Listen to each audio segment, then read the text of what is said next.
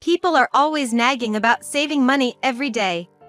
But I guess we have no choice but to cooperate. In an empty house, Catherine sneaked inside.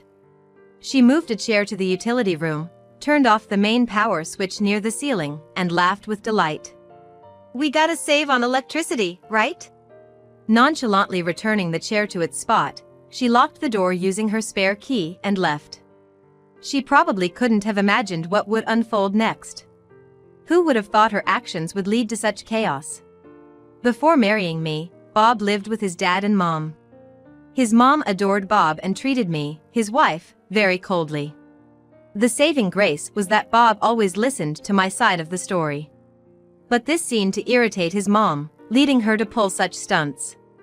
Yet, she probably never imagined it could be life-threatening. After this, I began re-evaluating my relationship with her. My name's Jessica, 30, working in a corporate setting. Bob and I, along with our second-grader son, Michael, live in a condo near our in-laws. Bob and I work at the same company. While Bob is in sales, I work in the administrative department. Even though we're in different departments, we understand each other's jobs. After getting married, we both continued working and share responsibilities at home, whether it's housework or raising our child, Michael. Bob's parents are still alive and live a 15-minute walk from our apartment. When we first got married, there was talk of us moving in with them. However, my mother-in-law was firmly against it. So, we decided to rent an apartment close to their home. My father-in-law was a workaholic in his younger days. But after Michael was born and he retired, he started visiting us more often, playing with Michael and keeping him company.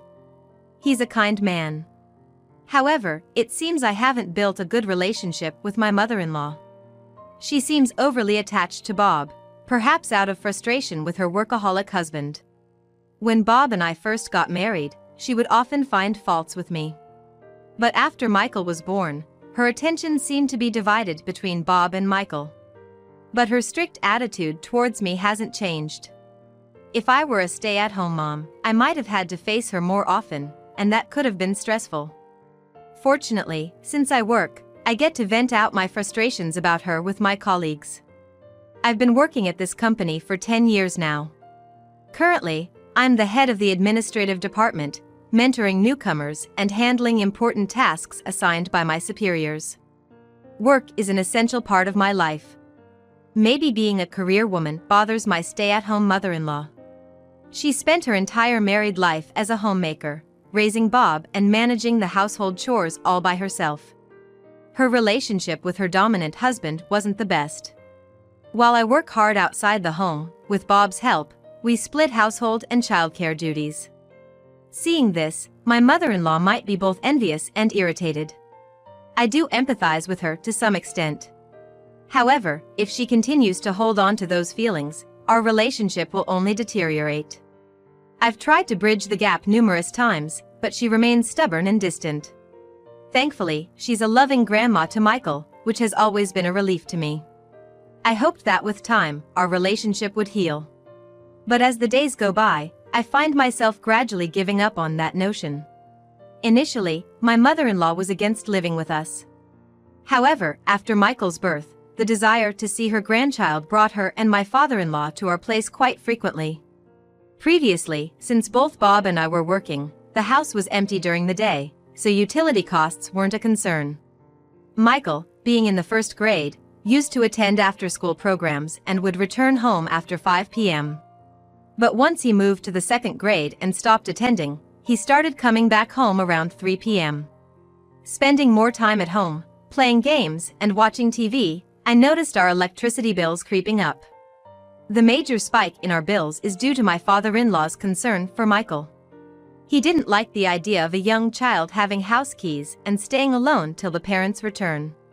So, he suggested that he'd meet Michael when he returns from school and stay with him. Given the safety concerns nowadays, we appreciated his offer and handed him a spare key.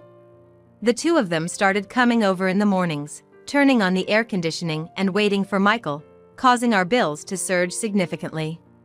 While I'm grateful to my father-in-law for looking after Michael, I felt that them coming over just in the evenings when he returns from school would have been sufficient.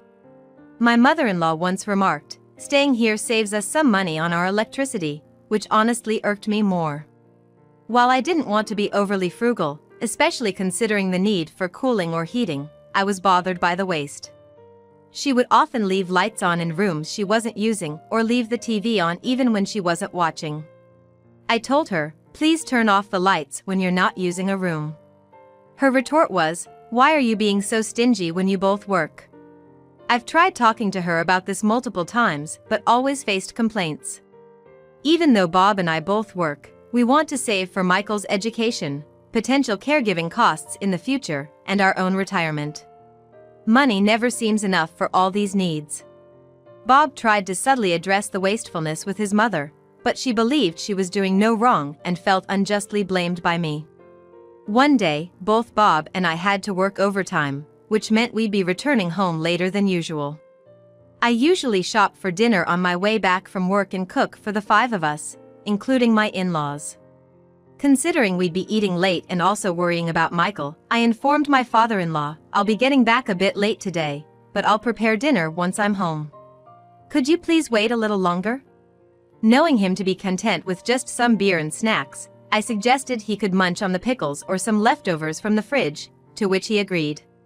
After finishing work and shopping, I hurried home only to be greeted by a delivery guy at the door. Wondering what was going on, the delivery person informed me that my mother-in-law had ordered sushi for 5 and instructed him to collect the payment from me when I returned. To my surprise, it wasn't from a budget sushi place, but a premium sushi restaurant. I was taken aback. I paid the delivery person and rushed inside to confront my mother-in-law. "You could have left something prepared if you knew you'd be late," she retorted. "I've been so busy lately, I didn't have the time. And ordering such expensive food without telling me is a problem," I whispered, trying to avoid involving Bob and Michael. But she raised her voice. "Tim, listen to this. Jessica here told us to wait hungry till she gets back. Even Michael was hungry, right?" Holding on to Michael, she sought his agreement. "Mom's being mean, isn't she?" Feeling sorry, my father-in-law, Tim, took out his wallet to reimburse me, but I hurriedly declined. "I can't accept this. I merely wanted to convey my concerns about unnecessary expenses, but she just wouldn't understand my feelings." A few weeks later, on a particularly hot day, both Bob and I had to take day trips to different locations for work. My workaholic father-in-law has always been supportive of my job, so he assured us, "I'll take care of Michael. Just focus on your work." Michael was thrilled about spending time with his grandpa, and we could concentrate on our tasks without any worries. In the evening, as I boarded the train to return home, I decided to check my phone and noticed over 20 missed calls. The first 10 were from Michael. We had given Michael a cell phone since the 1st grade, just in case we weren't home due to work. I had an important meeting and had my phone on silent, which is why I didn't notice the calls. My heart raced with anxiety. I tried calling Michael, but it went straight to voicemail. Seeing missed calls from Bob too, I tried reaching him, but to no avail. With a heavy heart, I waited, and as I stepped onto the train platform, Bob called. "I'm at the General Hospital. Dad suddenly collapsed, and they rushed him in an ambulance. What happened?" Bob, who had finished his business trip earlier, seemed to have learned from Michael's call that Tim had been rushed to the hospital. Up until now, Tim had been perfectly healthy and leading an active life. I was deeply concerned, wondering what could have happened so suddenly. Bob said, according to Michael, after having some beer and raw fish, Tim started having stomach pains, vomited, and then collapsed. "Raw fish?" The raw fish brought to mind the fresh one I had left in the refrigerator along with some beer as a thank you to Tim for looking after Michael today. But that raw fish was freshly bought this morning. It shouldn't have been something that would upset anyone's stomach. For now, I headed straight to the hospital. At the hospital, I found Bob, a visibly shaken Jessica, and Michael looking pale. "How's Tim doing?" "It seems like food poisoning. Probably from the raw fish," Bob responded. "But that raw fish was fresh, I had just bought it." Well, according to Michael, Dad did mention that the raw fish tasted a bit off. When I asked Michael about it, even though he's young, he vividly described the situation. When I got home from school, Grandpa was watching TV and eating raw fish with his beer. And? He said the beer was warm and there was something weird about the taste of the raw fish. Shortly after, he started complaining about stomach pain and threw up. Remembering that moment seemed to scare Michael, and he clung to me. I hugged him tight and stroked his hair, trying to comfort him. He soon smiled, which was a relief. However, thinking back to Michael's story, something struck me as odd. The comment about the warm beer and the odd-tasting raw fish. It didn't make sense that items stored in the refrigerator since morning would be warm. Wondering if there might have been a power outage, I checked the local utilities website but found no relevant information. Michael also mentioned that the AC was on when he got home, so the house was cool. While Bob, Michael, and I were discussing, I noticed Jessica murmuring something while looking distraught on a hospital corridor sofa. "Catherine, are you okay? You look pale." "Oh, shut up. This is all your fault," she shouted at me. "What are you talking about? What did I do? You shouldn't have bought that raw fish in the first place." "But it was a token of appreciation for Tim, and I bought it fresh from a reputable store." "But just because it's fresh doesn't mean..." She stopped mid-sentence, looking as if she had just realized something and covered her mouth with her hands. "Mom, what did you mean just now?" The hospital corridor was quiet as visiting hours were over, and everyone present heard Jessica's voice. Bob confronted her. "What's going on?" "I didn't do anything wrong," Catherine exclaimed. "What are you talking about? Explain yourself." Bob, usually calm and gentle, was glaring at Catherine with an evident expression of anger. Swallowing nervously, Catherine stepped back from Bob's intense gaze, and turning to me, she shouted, "It's all because of you, always harping on about saving and being frugal. What does my mentioning savings have to do with what's happening now?" Confused, I responded slowly, trying to understand. Overhearing us, Michael suddenly chimed in. "You know, the iced tea wasn't cold either." "The iced tea? You mean the one kept in the fridge?" "Yeah. I drank some when I got home from school.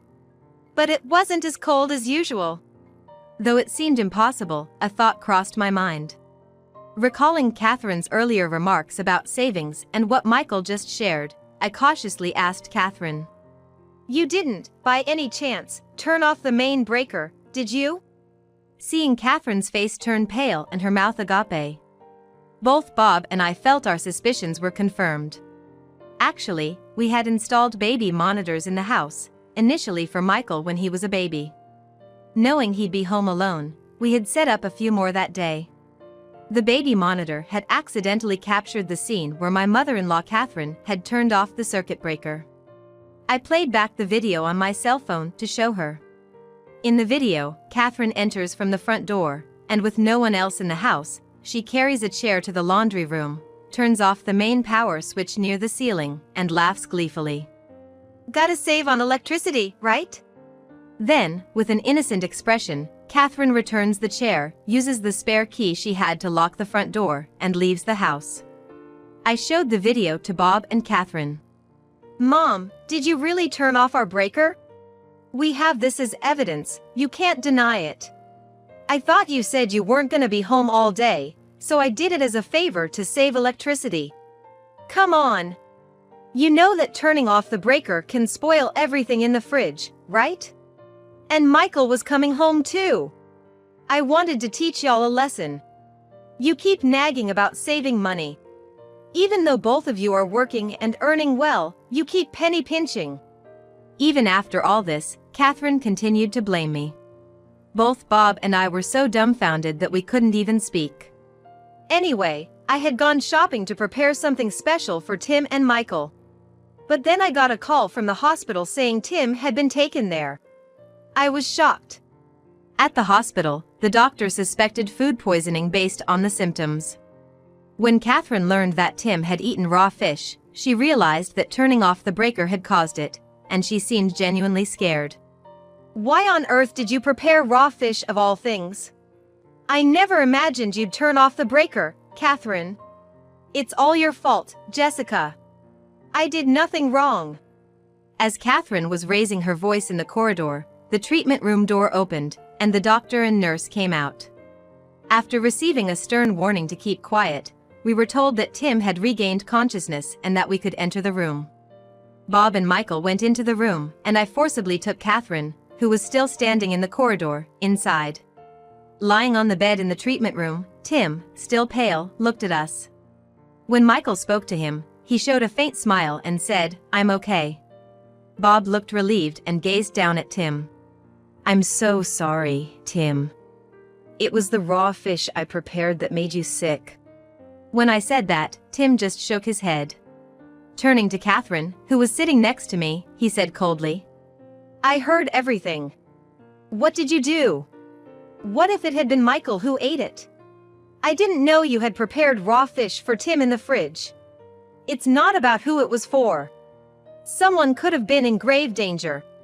This time, it was just an old man like me getting a stomachache, but you put someone's life at risk. Jessica is not to blame. You should apologize to her."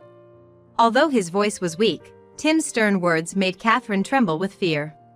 Perhaps she remembered how strict Tim used to be in the past. She looked genuinely terrified. Catherine, who had been reprimanded by Tim and was trembling, never apologized to me. Both Tim and Bob seemed to be fed up with her. Concerned about Tim's health, I tried to calm the situation.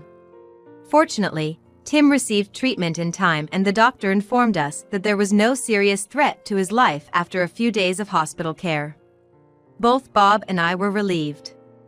The real hero in this situation was Michael. According to Bob, when Tim felt ill, Michael had called 911, answering all the questions the paramedics asked diligently. Though he was in a daze, Tim had witnessed everything and shared the story with Bob. I had always thought of Michael as a young kid, but I was amazed and proud of how much he had grown. After staying in the hospital for about 10 days, Tim was discharged when he could eat normal food again. One day, Tim called Bob and me to come over to their place while Michael was at school. "I know I've caused a lot of worry this time.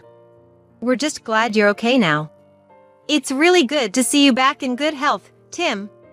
Both Bob and I were relieved to see Tim looking well, but our attention then turned to Catherine, who was sitting next to him, looking downcast. "I called you both here today because I have something to tell you." We leaned in to listen to what Tim had to say. "Catherine, don't you have something to say? I did nothing wrong." "Still on about that? Fine, I've had enough. I want a divorce." "What?" Not just Catherine, but both Bob and I were shocked by Tim's sudden declaration of divorce. "Dad, what's gotten into you? Talking about divorce out of the blue?" "Well, it's not just about what happened this time. I've been thinking about how we've treated Jessica over the years. Maybe it's my fault for being so focused on my work and neglecting our family. Maybe that's what turned Catherine into this," Tim said, apologizing with a remorseful look. "Tim, I can't forgive what Catherine did. The thought of Michael possibly experiencing the same thing as you did scares me. I'm sorry. But I thought Catherine deserved a chance to apologize. That's why I called you two here." But she shows no remorse. As Tim glanced at Catherine, she glared back at me defiantly. "Why should I apologize when I did nothing wrong? And what's with you, Tim? Always trying to look good in front of your daughter-in-law. Mom! Enough already. I can't forgive what you've done either. Bob! Are you planning to abandon me too?" Perhaps not expecting such harsh words from her beloved son, Catherine looked shocked and clung to Bob. "If you can't apologize to Jessica, I'll never forgive you, Mom." "What? You've brainwashed my Bob. He used to be so kind and would never say such cold things. It's all because he married you." In her hysteria, Catherine tried to confront me, but Bob effortlessly pushed her away, causing her to fall to the floor. Clearly shocked by Bob's reaction, Catherine sat dazed. In the end, Catherine continued to blame me until the very last, grudgingly agreeing to Tim's suggestion of divorce. She later moved out and lived alone in a small apartment, scraping by on her pension. In exchange for not seeking alimony, Tim made her promise never to see Bob or Michael again. While Catherine was reluctant about not seeing her grandson and son, Bob's own reluctance made her acceptance inevitable. Evidently, living solely on her pension proved tough, and she had to take up a part-time job. Tim once told us he saw her being scolded by someone much younger than her, which was a humbling sight given she'd never worked before. I hoped that, working on her own, Catherine might come to understand how working mothers like me feel. Meanwhile, Bob and I continued to work hard as always. Michael matured a lot through the whole ordeal. He started to insist he could stay home alone, and occasionally, by the time I returned, he'd have dinner ready, which was a pleasant surprise. It's bittersweet seeing your child grow up faster than you'd imagined. Tim started living a relaxed life on his own, occasionally visiting our apartment. With Michael growing independent, Tim began enjoying his hobbies like golf and attending board game clubs, truly living life to the fullest. While we've had our challenges, we hope to live happily as a family from here on out.